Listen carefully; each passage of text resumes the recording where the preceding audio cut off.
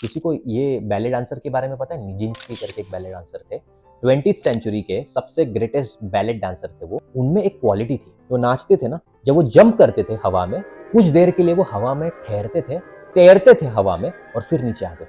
अब ऑडियंस बोल रही है, अरे यार ये अजूबा क्या है, ये तो हमने कभी लाइफ में नहीं देखा। अरे ऐसा कौन हवा में उड़ता है, तैरता है, फिर नीचे आता है? पॉसिबल ही नहीं। और सब लोग वो देखने आते थे। लेकिन निजिंस्की अपने काम में इन्वॉल्व था। तो एक दिन साइंटिस्ट आए कुछ उसका परफॉर्मेंस देखने, रिसर्च करने। उन्होंने एक्चुअली डिकोड किया, उस इंसान में ये ताकत थी कि वो ग्रेविटी के लॉस को डिफाई कर सकता है, अगेंस्ट द ग्रेविटी जाके ये सारी चीजें कर सकता है। अब ये चीज उसने निजिंस्की को बताई। अब निजिंस्की बोला, अच्छा ये चीज है क्या मेरे अंदर, अब मैं इसी को प्रैक्टिस करूंगा ना। ऑडियंस को ये चाहिए क्या, मुझे तालियां किस पे पड़ रही है, मेरे डांस पे या ये मैं हवा में जो उड़ रहा हूं उसके लिए, इसी को प्रैक्टिस करूंगा।